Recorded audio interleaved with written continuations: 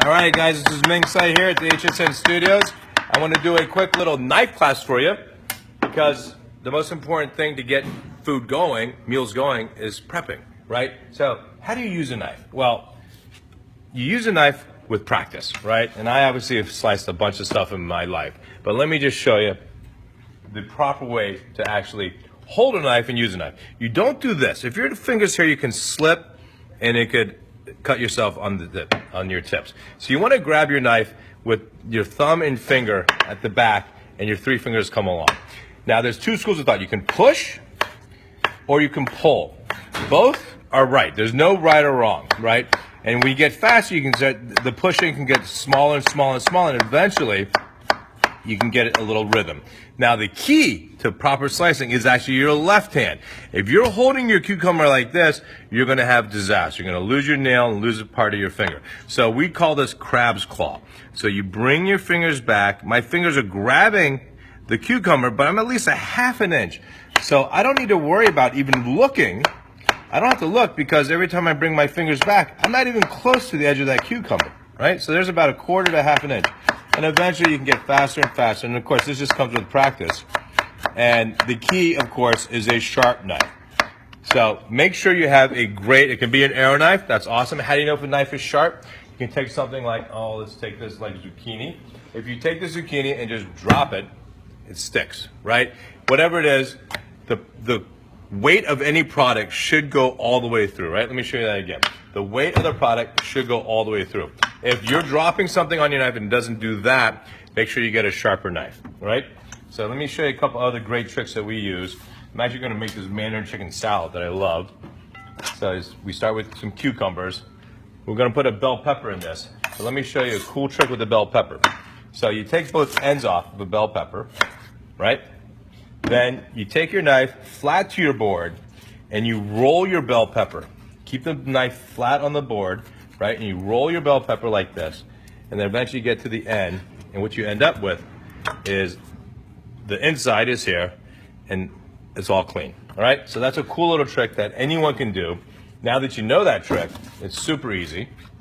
And then with bell peppers, I don't like the seeds. So we'll slice it in half.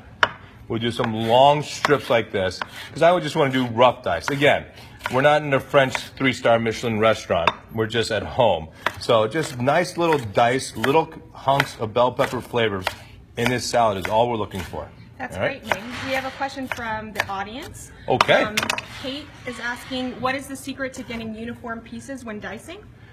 Again, I think, let me show you with this. I think the most important thing, like with the zucchini, is squaring things off. That's a great question. So I'm taking the ends off. So if I want to get uniform pieces, for a zucchini, I'm going to go like this and then this. So I'm going to cut it in half, right? Straight through, okay? Then I'm going to cut it in quarters. So now, these are exactly the same size. And whatever I want to do, let's say that's a 1/4 inch, it's just be really exact with your left hand. I talked about the left hand. So every time I cut, I move my left hand back a 1/4 inch.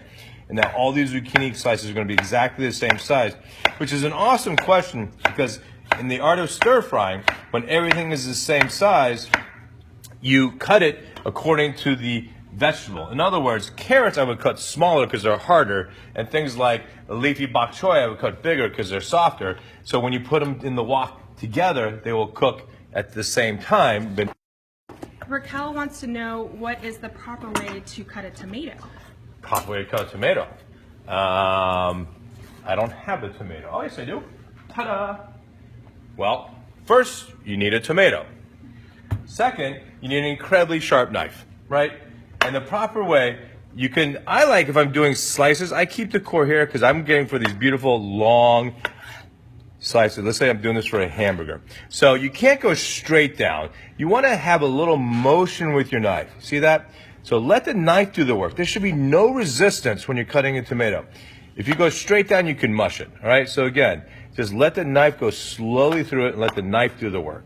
And again, they all have to be the same thickness. Otherwise, you ruined it. Not ruined it. I mean, you can still eat it. I mean, I'm so Chinese, I wouldn't throw anything away. But you want equal sizes. That's great. We also have a request to dice an onion if possible. I can do that. my God, you guys are Savannah neat. wants to know what the best way to dice an onion. Okay. Exhibit 1, onion. Take off both ends, okay, straight, like that, and like this. Then, to dice an onion, onions are awesome because they're already in natural layers. Got all these great layers. Everyone's seen Shrek, right? Life is like an onion. Then, you take your knife and you go not all the way through, all the way to the, I'm leaving what's that, about 1/4 of an inch. Why? Because if I went all the way through, the onion would fall apart. So now I make equal, right? They're all about 1/4 inch there. Then I bring the onion towards the edge of the board and I come across this way. Again, be careful because it's a sharp knife. You don't want to slip and get your fingertips. And here I go across again to that same 1/4 inch. Then you come straight through and you'll see that all of these onions are diced. Wonderful. Right? Super easy. And the fans are loving the knife that you're using. Oh, thank you. And by the way, people say, what do you do at the end? At the end, you try to cut it another time, put it on its side, right? And then just turn it perpendicular. Because again, you want the onions to all be the same size, right? So that's easy. And one thing about, everyone asks me about this. Why do people cry? Well, you're sad or onion mist. That's right, onion mist. If you have a dull knife and you're slicing, you don't see this, but there's an onion mist that comes up and the onion mist gets in your eyes. So when you have a sharp knife, like this one, like we demonstrated, if a knife is that sharp, there's no mist. So it's so key to have a sharp knife. The most common accident in the home kitchen is actually a dull knife. You slip on the tomato, then you get yourself. So you must have a sharp knife. Can I show you how to break down a chicken real quickly? We have time? Let's do it. So here's a chicken. We just happen to have a chicken. Stunned chicken. So, this is a great way to save time, money, energy, everything. If you roast your own chicken, that is the best thing. You can store-bought them, roasted, or you can roast your own. So, you first take off the legs, okay?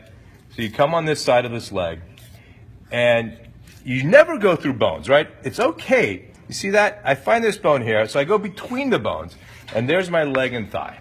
All right, I'll do that again. So you come on this side. Most chickens have 2 legs, right? And it's okay. It's not cheating. It's smart. You can break it open, and then you see that bone. So now I know I want to go on this side of that bone, then the breast. How do you do that?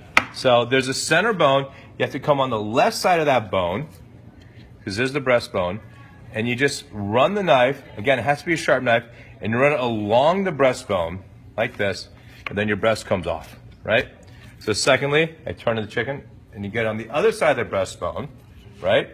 See, there's that breastbone. You have to make sure you get on both sides of it.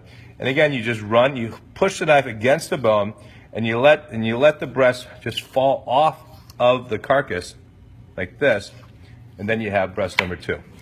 All right? So, two key things here. One, do not throw this away. First, I like to eat the wings, but make the best chicken stock ever. You put this in a stock pot and put mirepoix, carrot, celery, onions, and add no sodium chicken stock to it. So it's a double chicken stock. You add water, you're gonna get a light chicken stock. Add store-bought chicken stock to chicken bones like this. And here's the chef's secret, guys. Right here are what's called the oysters. These 2 little pieces on the back side is the best bite of the chicken. It's a chicken oyster. I was at Danielle Boulud's restaurant in New York, and he served me a plate of just chicken oysters. I was in heaven. So do not throw this away, guys, right? Save this for a stock. That's great, Ming. Leslie wants to know specifics about the knife. There's holes in it. Is that different from... There's holes in it? than It's a religious knife. It's a holy knife. You're not laughing. I'm laughing. This is an arrow knife. This was my debut when I did HSN 3.5 years ago. It's very observant. 60% of the stainless steel, forged stainless steel, has been removed. Why? Well, nothing can stick to air. So cheese, meat, fish, because there's air here, it glides through all food. Secondly, like all good knives, it's full tang, meaning the blade comes all the way to the end of the handle with 3 rivets, because the worst thing is when a blade wobbles, right? No wobbling. Third, we did this right angle. So that keeps my knuckles away so I get better ergonomic slicing. And if it was this knife, if I didn't have that, my knuckles would be here. My knife wouldn't be flat on the board, right? My knife would be like that. But because it's raised up, my knife is flat. So they're great. And I used to play pro squash, and the analogy I always use with knife cutting, it's never how hard you hit the ball or how hard you slice, it's how quickly you can slice. So by having it lighter, 60% lighter, you can get through stuff like chicken breast or chicken thighs or cheese or anything to make it so much easier. And by the way, here's a quick last tip.